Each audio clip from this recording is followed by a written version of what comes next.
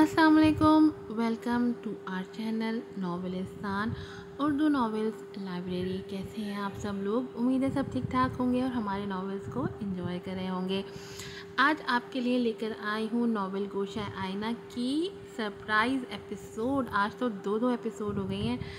आज है इसकी एपिसोड नंबर 5। तो जल्दी से जाकर चैनल को सब्सक्राइब कर दें, वीडियो को लाइक कीजिएगा, शेयर कीजिएगा, रिव्यू ज़रूर दीजिएगा, कमेंट किया कीजिए यार, कमेंट किया कीजिए। नॉवेल है गोशा आईना episode number 5 surprise episode. Writer है इसकी सुंदर शेख। घर तो बहुत अच्छा है भाई, और आंटी कितनी स्वीट है। महाजबीन के जाते ही मोमल खुशी से चहकी। आंटी की बेटी इतना अजीब सा बिहेव क्यों कर रही थी यार?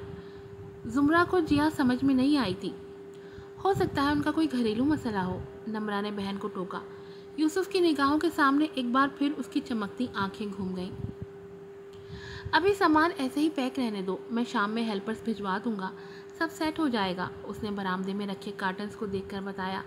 नहीं भाई, हम कर लेंगे। यहाँ आकर मोमल का जोश व खरोश देखने के काबिल था। हाँ छोटे साहब, इतना कोई सामान भी नहीं है, हम कर लेंगे। नसरीन भी ने भी हामी भरी।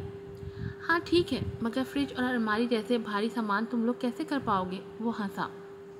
ओह हाँ ठीक है फिर। वो तीनों भी हंस पड़ी। अस्सलाम वालेकुम। वो बातों में मशगूल थे जब जिया ने सीढ़ी का दरवाज़ा नॉक करके सलाम किया। वालेकुम अस्सलाम। वो सब चौंक कर उसकी तरफ मुतवज्जा हुए। ये चची ने भिजवाया है खाना आप लोगों का। उसने बिरयानी की ट्रे उनकी तरफ बढ़ाई। इसकी क्या ज़रूरत थी? भाई खाना ऑर्डर करने वाले थे। मोमल ने शर्मिंदा होकर ट्रे थाम ली। अद्दी ने कबाब का हॉट पॉट वहीं रख दिया और ऑन को भी रायते का प्याला रखने का इशारा किया। अरे थैंक यू बच्चों। मोमल ने मोहब्बत से उनका सर पर हाथ फेरा। अभी आप लोगों को सेटिंग्स करनी होंगी, थक जाएंगे। अम्मी ने कहा है कि रात का खाना भी मत बनाइएगा, हम बना लेंगे। वो मुस्कुराई। मोमल ने दिलचस्पी से उसकी तरफ देखा। सुबह के बरक्स उसका लहजा बिल्कुल ही मुलायम था। बहुत शुक्रिया आंटी का, नम्रा ने मुस्कुराकर शुक्रिया अदा किया। बहुत शुक्रिया कहें आंटी को, लेकिन रात में तकलीफ़ ना करें, हम बाहर से मंगवा लेंगे। यूसुफ की आवाज़ भारी लेकिन लहजे में नरमी थी। जितना खूबसूरत ये खुद है वैसी ही इसकी आवाज़ भी है। जिया ने शायद अपनी पूरी ज़िंदगी में पहली बार इतना मुकम्मल हसीन मर्द देखा था। तुम पढ़ती हो? मोमल ने बेतकल्लुफ़ी से पूछा। हाँ, ग्रेजुएशन हो गया है, फ़िलहाल फ़ैशन डिज़ाइनिंग में मास्टर्स कर रही हूँ, यहीं पास वाले कॉलेज से। वो उसके ख्यालों से बाहर निकल आई। तुम हमारा एडमिशन भी वहीं करवा देना, साथ में रहेंगे, कोई मसला भी नहीं होगा। वो बेताबी से बोली। हाँ क्यों नहीं, तुम लोग कल ही चलो मेरे साथ, वो खुश होकर बोली। उनसे थोड़ी देर बातें करने के बाद वो नीचे आ गई। सुबह वाली नागवारी किसी हद तक दूर हो चुकी थी। वो खुश थी कि उसे 3 सहेलियां मिल गई हैं। अब वो घर पर बोर नहीं हुआ करेगी। लड़कियों की ज़्यादा खुशी है या उनके हैंडसम भाई की? उसके अंदर कोई शरारती हुआ। वो रोशन आंखों के साथ हंसती। रोशनी, तुमने एबॉर्शन की दवाई ली है? वो शायद ज़िंदगी में पहली बार इतना गुस्से में था। हाँ, क्योंकि मुझे नहीं चाहिए आपसे कोई बच्चा। वो उससे भी तेज़ आवाज़ में चीखी। लेकिन क्यों जान, तुम्हें बच्चे क्यों नहीं पसंद? इतने प्यारे तो होते हैं, ज़िंदगी मुकम्मल लगने लगती है बच्चों के बाद। उसने प्यार से उसे कंधों से थामा। आपने गौर से नहीं सुना शायद। बच्चे तो बहुत पसंद है, लेकिन मुझे आपसे बच्चा नहीं चाहिए। वो उसकी आंखों में आंखें डालकर एक एक लफ्ज़ चबा कर बोल रही थी। मुझसे नहीं? क्यों? वो नासमझी से बोला। रोशनी बीबी, आपको बड़े साहब बुला रहे हैं। तैयबा की आवाज़ उसे अपने गुजरे सालों से बाहर खींच लाई। क्यों खैरियत? वो चौंक गई। पता नहीं, आप आ जाएं, उसने लाइल्मी का इजहार किया। ठीक है तुम चलो, मैं आती हूँ, वो सुस्ती से कहते हुए नीचे उतरी। आपकी तबीयत तो ठीक है बीबी जी? तैयबा उसे यूं उजड़े हुए हुलिये में देखकर परेशान हो गई। वो घर में भी हमेशा भारी काम वाले सूट पहने, फुर्सत से मेकअप किए, मैचिंग जेवरात पहने वो अपने ख़ास अंदाज में रहा करती थी। हाँ मैं ठीक हूँ, बस सर में थोड़ी दर्द है। वो फीके अंदाज में मुस्कुराई। दवा ले आऊँ? उसने पूछा। नहीं, उसे मैचिंग ज्वेलरी निकाल दो। वो काफ़ी देर तक अलमारी के पास खड़ी रही, फिर एक सूट निकालकर वॉशरूम की तरफ बढ़ गई। तैयबा सर हिलाकर अलमारी की तरफ बढ़ गई। नहा कर निकली तो तैयबा उसकी चूड़ियाँ सेट कर रही थी। اس نے ڈریسنگ ٹیبل کے سامنے بیٹھ کر ڈرائر سے بال سکھانے لگی۔ یہ کتنی خوبصورت ہیں بیوی جی، طیبہ اس کے سرخ اسٹون جڑے سونے کے کنگن کے ساتھ میچنگ چوڑیاں سیٹ کرتے ہوئے بولی۔ تمہیں بہت پسند آئی؟ وہ مسکرائی۔ بہت، میرا شوہر بھی میرے لیے لاتا ہے کانچ کی چوڑیاں، اس بار تو میں نے خاص اسی رنگ کی فرمائش کی ہے۔ اس کے چہرے پر خوبصورت رنگ بکھرے ہوئے تھے۔ تمہارے پاس جو کچھ ہے نا طیبہ، وہ میری ان معمولی چیزوں سے کہیں خوبصورت ہے۔ میرا شوہر میرے لیے پلاسٹک کی چوڑیاں بھی لے آئے نا تو میں یہ سونے چاندی کے زیورات خیرات کر دوں، وہ کھوئی سی بول رہی تھی۔ بڑی بوڑھیاں کہتی ہیں کہ مرد کے دل کا راستہ پیٹ سے ہو کر گزرتا ہے۔ آپ اتنے لذیذ کھانے بناتی ہیں، اتنا بن سنور کر رہتی ہیں، اتنی خوبصورتی، اتنی سلیقہ مندی کے باوجود بھی کیسے یوسف بابا آپ سے متاثر نہیں ہوتے؟ میں نہیں مانتی کہ کوئی ایک بار آپ کو دیکھ لے اور آپ کی خوبصورتی کا اسیر نہ ہو۔ تبھی طیبہ اس کے گھٹنے پر ہاتھ رکھ کے اسے سوال کر رہی تھی۔ اس کا چوڑیاں پہنتا ہاتھ ساکت رہ گیا۔ کیا ہو گیا اگر وہ میرا اسیر نہ بن سکا؟ میں تو ہوں نا۔ میری خوبصورتی، میرے پکائے ہوئے کھانے اسے متاثر نہ کر سکے، لیکن شاید میری محبت وقت کے ساتھ اس کے دل پر اپنا نشان قائم کر لے۔ میرے لیے تو بس اتنا ہی کافی ہے کہ ان کی محبت یا نفرت جو بھی ہے، اس کی میں اکلوتی حقدار ہوں۔ وہ ہولے سے مسکرائی۔ لیکن بی بی جی، نکاح کے وقت جو وعدہ انہوں نے لیا تھا، اس کی زبان لڑکھڑا رہی تھی۔ کیسا وعدہ؟ کون سا وعدہ؟ اس کے ہاتھوں سے چوڑیاں ایک چھناکے کی آواز کے ساتھ نیچے گری۔ طیبہ نے ہونٹ بھینچ کر خود کو زبردستی خاموش کیا۔ روشنی کا چہرہ سفید اور آنکھوں سے گویا خون چھلک جائے گا۔ میں دیکھوں، مجھے برتن دھونے ہیں۔ وہ اس کی آنکھوں سے ٹپکتی وحشت سے خوفزدہ ہو گئی۔ وہ وعدہ، وہ بڑبڑائی۔ وہ وعدہ، وہ تو سب کے سامنے کیا تھا۔ اس کی آواز میں سرسراہٹ تھی۔ میں کیا کروں گی؟ اگر ایسا ہو گیا تو میں کیسے زندہ رہوں گی؟ کیسے برداشت کروں گی میں؟ اسے اپنی سانسیں گھٹتی ہوئی محسوس ہو رہی تھیں۔ اماں، فون کے وائبریشن نے اس کی توجہ کھینچی۔ اماں، وہ فون اٹھاتے ہی بلک اٹھی۔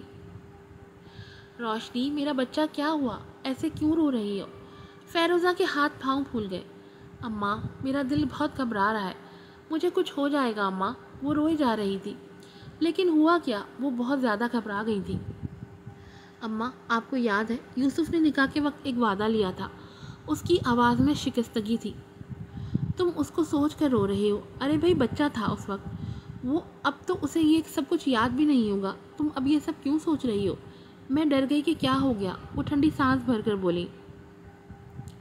اماں، آپ یہ کیسے کہہ سکتی ہیں کہ وہ بھول گئے ہوں گے؟ اتنے سال ہو گئے ہمارے نکاح کو، انہوں نے قریب آنا تو دور، ارادتاً کبھی نظر بھی نہیں ڈالی مجھ پر۔ نفرت کرتے ہیں مجھ سے، وہ سسکتے ہوئے بولی۔ اس وقت تو ابراہیم نے اس کی بچکانہ ضد اس لیے مان لی تھی تاکہ وہ نکاح کے لیے مان جائے۔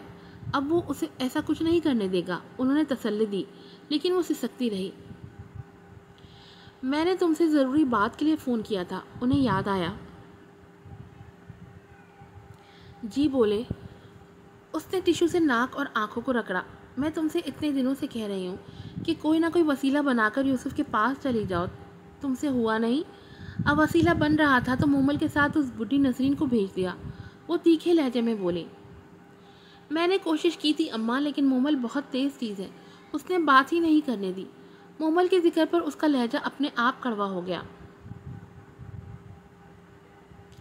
تم اور تمہاری کوششیں، مجھے اس وقت پتہ چلتا نا تو میں تم پوچھتی ابراہیم سے۔ وہ اسے ڈپٹ رہی تھی۔ میں کیا کروں اماں؟ وہ تھک سی گئی۔ بیٹا، یوسف کے ساتھ جا کر رہو، دن رات اس کے ساتھ رہو گی، وہ اپنے آس پاس صرف تمہیں دیکھے گا، تمہیں پائے گا تو خود بخود تمہاری طرف متوجہ ہوگا۔ یہاں تو گھر آتے ہی اس کی ماں اسے اپنے پروں میں دبوچ لیتی ہوگی۔ ان کی باتیں اسے وہی کچھ سمجھا رہی تھی جن کی کوششوں میں وہ خود لگی ہوئی تھی۔ اس نے فون کاٹ کر اٹھنے کی کوشش کی۔ سرخ پتھروں سے جڑا کنگن اس کے قدموں کے نیچے آ کر چرچرایا۔ اس نے جھک کر اسے ہاتھوں میں اٹھایا۔ ایک اسٹون نکل کر اس کے قدموں میں گر پڑا۔ سرخ رنگ کا وہ قیمتی پتھر گویا اسے اپنے دل جیسا لگا، جو ہمیشہ یوسف کے قدموں میں پڑا رہتا ہے۔ اس نے جھک کر اسے اٹھایا اور کنگن کے ساتھ ڈریسنگ ٹیبل پر رکھ دیا۔ مجھے بابا سے بات کرنی ہوگی، اس نے تہیہ کر لیا۔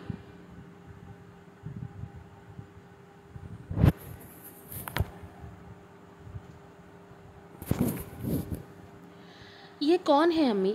رات کا کھانا لگتے ہی جب نادیہ ذاکر کے برابر آ کر بیٹھی تو ادی نے دلچسپی سے پوچھا، یہ آنٹی ہیں بیٹا؟ ذاکر نے نظریں چراتے ہوئے تعارف کروایا۔ آپ اکیلی آئی ہیں آنٹی؟ آپ کا کوئی بیٹا نہیں ہے؟ وہ اشتیاق سے پوچھ رہا تھا۔ نہیں، تم ہو نا میرے بیٹے، وہ مسکرائیں۔ یہ میرے بچے ہیں، آپ کا آنے والا ہے، اللہ خیر سے اس دنیا میں لائے، شیریں نے سپاٹ لہجے میں بغیر اس کی طرف دیکھے کہا۔ نادیہ کے چہرے سے مسکان سمٹی۔ یہ کیا بات ہوئی؟ ہمارے گھر میں جو بھی مہمان آتا ہے وہ یا تو امی یا بڑی امی کا دوست ہوتا ہے یا جیا کا، ہمارا کوئی دوست نہیں ہوتا، وہ منہ بسور کر بولا۔ کھانا کھاؤ جلدی، پھر تم لوگوں کو پڑھائی بھی کرنی ہے، کل ٹیسٹ ہے نا؟ جیا نے غصے سے ٹوکا۔ وہ منہ بنا کر دوبارہ کھانے کی طرف متوجہ ہو گیا۔ کھانا بہت مزیدار بنا ہے، نادیہ نے مسکراتے ہوئے کہا۔ ہماری امی کھانا بہت اچھا بناتی ہیں۔ عدن نے محبت سے ماں کی طرف دیکھا۔ جی۔ اس نے ایک نظر شیریں پر ڈالی جو زبردستی جیا کی پلیٹ میں سالن ڈال رہی تھی۔ عدن کھانا ادھورا چھوڑنے کے چکر میں تھا، ماں جبھی اسے ڈانٹ ٹپٹر کر اپنے ہاتھوں سے کھلا رہی تھی۔ جیا اب مسکراتے ہوئے سرگوشیوں میں شیریں کو کچھ بتا رہی تھی۔ ذاکر سر جھکائے کھانا کھا رہے تھے۔ نادیہ حسرت بھری آنکھوں سے اس منظر کو دیکھ رہی تھی۔ کتنا مکمل منظر تھا، وہ ان میں کہیں فٹ نہیں آ رہی تھی۔ چلو تم لوگ تھوڑی دیر آنگن میں واک کرو، پھر میرے کمرے میں کتابیں لے کر آ جاؤ۔ جیا نے پلیٹیں سمیٹتے ہوئے ان دونوں کو اشارہ کیا۔ جیا بیٹا، کچھ دیر بعد مجھے گرین ٹی دے جانا۔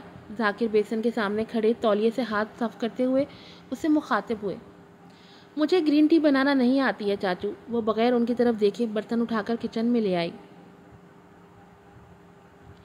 ماں جبین اس کی بدتمیزی پر حق دک سی رہ گئیں۔ آپ جائیں، ان دونوں کو دیکھیں، میں برتن دھو کر آتی ہوں۔ اس نے گندے برتن سنک میں رکھتے ہوئے شیریں سے کہا جو دودھ کی پتیلی فریج میں رکھ رہی تھی۔ ٹھیک ہے۔ وہ کچن سے باہر نکل رہی تھی تبھی نظر نادیہ پر پڑی جو جھجکتے ہوئے کمرے سے باہر نکل کر کھڑی تھی۔ شیریں ایک نظر اس پر ڈال کر آنگن میں ادی اور اون کے پاس آ گئی۔ وہ خاموشی سے کچن میں آ گئی۔ مجھے ذاکر کے لیے گرین ٹی بنانی ہے، وہ برتن دھوتی جیا سے مخاطب ہوئی۔ چاچو کے علاوہ اس گھر میں گرین ٹی اور کوئی نہیں پیتا، آپ اس کیبنٹ میں چیک کریں، شاید کسی ڈبے میں پڑی ہو۔ وہ بغیر اس کی طرف دیکھے کیبنٹ کی طرف اشارہ کر رہی تھی۔ تھینک یو، وہ مسکرائی۔ جیا نے کنکیوں سے اسے دیکھا۔ شاید اسے گرین ٹی مل گئی تھی، اس لیے وہ پانی کھولنے کے لیے رکھ رہی تھی۔ جیا، وہ برتن دھو کر سنک صاف کر رہی تھی جب اس نے دوبارہ پکارا۔ جی بولیں۔ وہ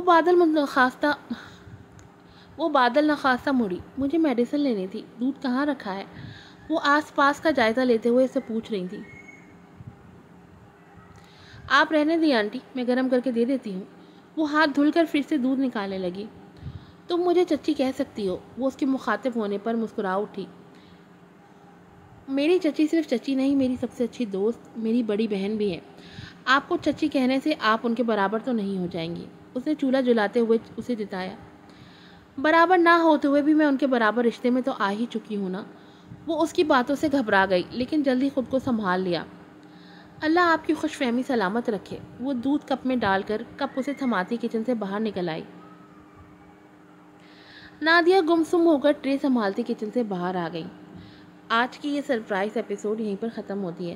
آپ لوگوں سے گزارش ہے کہ please please please episode per comment کیا کریں، آپ کے کمنٹس بہت زیادہ میٹر کرتے ہیں۔ پلیز ریویو دیا کریں، ایپیسوڈ پر لازمی کمنٹ کر دیا کریں، ایک ہارٹ ہی کمنٹ کر دیں، ایک اسمائلی ہی کمنٹ کر دیں، ایک فلاور ہی کمنٹ کر دیں، کچھ بھی کمنٹ کر دیں، لیکن کمنٹ ضرور کیا کریں۔ پھر ملوں گی آپ سے نئی ایپیسوڈ کے ساتھ۔ السلام علیکم۔